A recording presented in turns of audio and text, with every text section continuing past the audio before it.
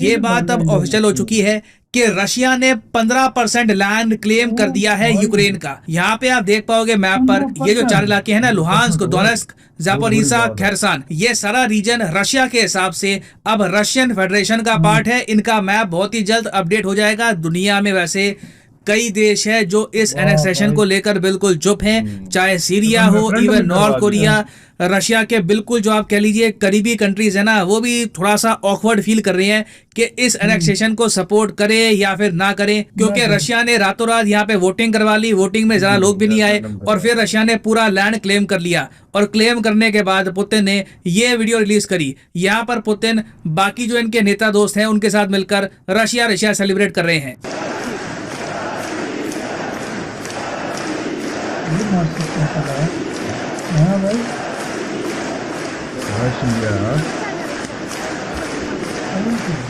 काफी लोग आएंगे, बेलारूस का है और दूसरे सारे है। और मैं जब ये सब कुछ लाइव देख रहा था तो जब ये वाला पार्ट आ गया, मैं पता नहीं बहुत टाइम तक हंसा होऊंगा, कम से कम 5-6 मिनट तक लगातार हंसता रहा। खैर इस सब के बियॉन्ड आप अगर देखो तो पुतिन ने अब एक मैच्योर तरीके से यूक्रेन को ये भी कहा है कि अब देखिए कॉन्फ्लिक्ट को खत्म करते हैं, आप और हम बैठकर नेगोशिएशन टेबल पर बातचीत करते हैं कि किस तरीके से हम खत्म करेंगे। इनके हिसाब से जो ये स्पेशल ऑपरेशन कर रहे हैं कैसे इसका अंत होगा। नाउ ज़ेलेंस्की ने ना पुतिन के प्रस्ताव को ठुकरा दिया है और ज़ेलेंस्की ने ये कहा है अब तो पक्का नेटो मेंबरशिप में ज्वाइन करूंगा। अब मैं अगेन ये कहूंगा फ्लिप फ्लॉप बहुत हुआ है इनका। जब रशिया ने अग्रेशन नहीं किया था तब ये कहते थे कि नेटो ज्वाइन करूंगा। जब रशिया ने इनके आसपास मिलिट्री इकट्ठा कर दी तब ज़ेलेंस्की ने कहा कि नेटो ज्वाइन नहीं करूंगा। जब रशिया ने अटैक कर दिया और कीव के बहुत ज़रा पास थे तब इन्होंने बार बार कहा नेटो ज्वाइन करने का तो कभी मन ही नहीं था। अब रशिया ने इनका जो लैंड है ये छीन लिया इनसे, तो अब इन्होंने प्रॉपर तरीके से एक एप्लीकेशन साइन कर दी है और ये कहा है कि ये फास्ट प्रोसेस है, इसके अंदर हमें बहुत ही जल्दी से मेंबरशिप मिलनी चाहिए नेटो की। ना मैं आपको ये बता दूं कि जो ये वीडियो रिलीज करी है ज़ेलेंस्की ने, जो काफी अजीब सी वीडियो है, ये आसपास जो 2 लोग हैं लग रहा है कि इन्होंने मतलब धर लिया है ज़ेलेंस्की को, मगर ये यहाँ पर जो साइन कर रहे हैं ना एप्लीकेशन, ये कागज नेटो से नहीं आए। नेटो ने कुछ इनको मेंबरशिप के लिए कागज नहीं भेजे। ये बेसिकली इन्होंने खुद से ही वादा किया है कि जल्दी से मैं नेटो को ज्वाइन कर लूंगा। नेटो का अभी भी स्टांस ये है कि यूक्रेन को लेकर ये सर्टन है नहीं कि यूक्रेन को नेटो का पार्ट बनाना चाहिए या फिर नहीं। मगर क्लियरली ज़ेलेंस्की ने एक बात यहाँ पर बता दिया रशिया को कि पीस तो होता नहीं है आपके साथ। और उसके अलावा यूरोप में आप देखोगे बाकी कई और देश हैं, फॉर एग्जांपल यूके, वो भी कह रहे हैं कि जब तक पुतिन प्रेसिडेंट रहेंगे ना रशिया के, तब तक रशिया के साथ पीस हो ही नहीं सकता। तो ये वॉर चाहे रशिया खत्म करना चाहे, बाकी देश लगता नहीं है कि खत्म होने देंगे। मगर यहाँ पे मेन फोकस करने वाली बात है व्लादिमीर पुतिन का स्पीच। जब पुतिन ने ये जो सारा इलाका था यूक्रेन का 15% इनका जो लैंड, इसको रशियन फेडरेशन में ऐड कर दिया, तो उसके बाद पुतिन ने ये कहा कि जो वेस्टर्न कंट्रीज है, जो पश्चिमी देश है, वो चाहते हैं कि रशिया भी इनकी एक कॉलोनी बन जाए। जिस तरीके से इन्होंने भारत को लूटा था वैसा हमने अपने साथ नहीं होने दिया और हमें इस बात का गर्व है। मगर मैं आपको ये बता दूं कि वेस्ट के 2 मेन टारगेट हैं आज के समय। ये बात बहुत फ्रैंकली कही है इन्होंने। मैंने आज तक मेजर जियोपॉलिटिकल जो गेम्स हैं, जो स्ट्रेटजी है, उसको लेकर व्लादिमीर पुतिन को इतना फ्रैंकली बोलते नहीं देखा। इन्होंने आगे ये कह दिया कि पश्चिमी देशों के सामने आज के समय 2 रुकावटें हैं, पहला रूस, दूसरा ईरान। जैसे ही ये 2 देश गिर गए, पुतिन ने कहा है जैसे ही ये 2 देश गिर गए उसके बाद बाकी कंट्रीज के पीछे लग जाएंगे, ये कंप्लीट वर्ल्ड डोमिनेशन करेंगे। ऑफ कोर्स जो बाकी कंट्रीज हैं यहाँ पे ये संकेत दे रहे हैं कि वापस इंडिया चाइना को ये लोग सब्जुगेट करने की कोशिश करेंगे और उसके बाद वेस्टर्न कंट्रीज का कंप्लीट डोमिनेशन हो जाएगा पूरी अर्थ पे। फिर आगे इन्होंने ये रिपीट करी बात कि वेस्टर्न नेशंस ने लूटा इंडिया को, अफ्रीका को, चाइना को। इन्होंने कई देशों को कई सदियों तक गुलाम बनाकर रखा। इन्होंने लिटरली लोगों को मारा, वाइप आउट कर दिया आबादियों को। बात तो ठीक है, बात तो देखिए इन्होंने सही बोली है। आज के समय जो यूएसए है, यूएसए में जो लोग रहते हैं, ये कुछ सदियों पहले वहां पर थे नहीं। ये जमीन इन्होंने कब्जाई, जो ये लोकल पॉपुलेशन थी उनका जेनोसाइड कर दिया।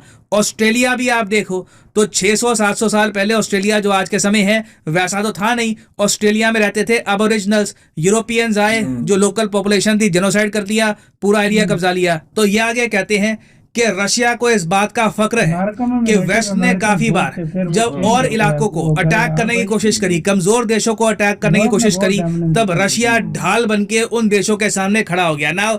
देखो पता है क्या, दुनिया में कोई 100% अच्छा होता है नहीं। रशिया ने जो भी किया, इनका भी उसके पीछे स्वार्थ था। ऐसा नहीं है कि ये कोई सुपरमैन है या कोई हीरो है जो बस अच्छाई के लिए ये सब काम करते हैं। मगर ये बात सच है कि रशिया ने कई देशों को बर्बादी से बचाया है। सीरिया को ना यूएसए इराक या अफगानिस्तान जैसा बनाने वाला था। कई इनोसेंट लोग मारे जाते हैं, बॉम्बिंग होती, रशिया बीच में आ गया और रशिया ने सीरिया को बचा लिया। आज भी आप देखोगे सीरिया में आपको पोस्टर मिलेंगे जहां पर लोग ओपनली कहते हैं थैंक यू पुतिन, आप ना होते तो हम मारे जाते। इंडिया में हम लोग ऑफ कोर्स 1971 को भूल नहीं सकते। 1971 इंडिया की हिस्ट्री में एक हिस्टोरिकल वॉर थी। इंडिया हार जाए इसकी पूरी कोशिश करी थी यूएसए और यूके ने। ये दोनों देश इंडिया को अटैक करने वाले थे, मगर यूएसएसआर ने इंडिया को डिफेंड किया और eventually Bangladesh as a country उभर के आया।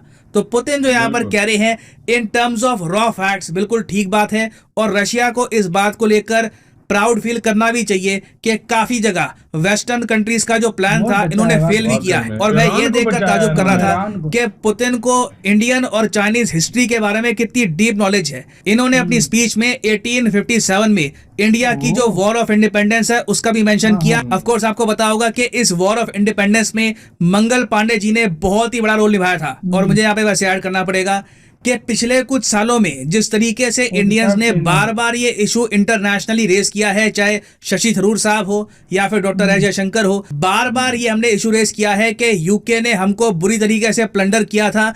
चाहे यूके के पास सॉफ्ट पावर हो, इनके पास मीडिया हो, ये बात इतिहास से हम मिटने नहीं देंगे कि ब्रिटिशर्स ने $45 ट्रिलियन लूटे थे भारत से और बुरी तरीके से जेनोसाइड किया था बंगाल में। तो ये बात सिंस रिपीटेडली दोहराई गई है। तो अब आप देख रहे हो कि इवन रशियन प्रेसिडेंट यूक्रेन के बारे में जब स्पीच देते हैं तब मेंशन करते हैं कि वेस्ट ने इंडिया को लूटा था और प्रॉपरली 1857 की भी बात करते हैं। मगर आपका यहाँ पे एक सवाल होगा, पुतिन का मेन ऑब्जेक्टिव क्या है? पुतिन चाहते क्या है? पुतिन चाहते हैं कि अब एक क्लैश ऑफ सिविलाइजेशंस बन जाए, क्योंकि पुतिन को ये बात पता है कि जो सैंक्शंस इन पे लग चुके हैं ये अब हटते ना। ये क्योंकि अब इन्होंने एरिया जो कब्जा लिया है ना, अब यूएसए के पास अब ऑप्शंस बहुत कम बची है। सैंक्शंस नहीं हटेंगे, अमेरिकन वेस्टर्न कंपनीज आने वाले कुछ सालों में तो रशिया में वापस नहीं लौटने वाली।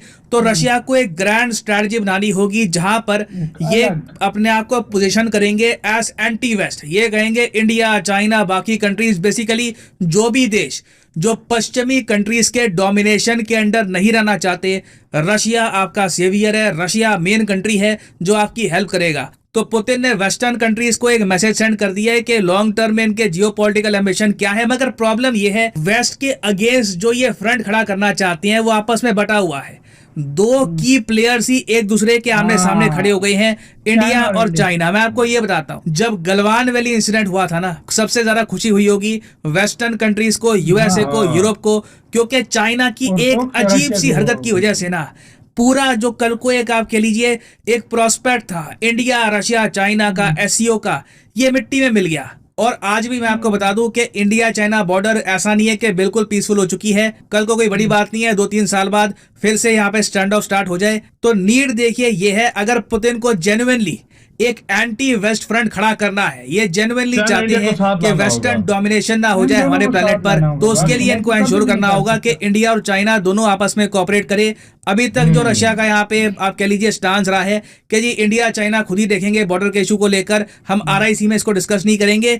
इनको कहीं ना कहीं चाइना को परसुएड करना होगा कि इंडिया के साथ पीस मेंटेन करे, एक इंटरनेशनल बॉर्डर यहाँ पर डिसाइड कर ली जाए।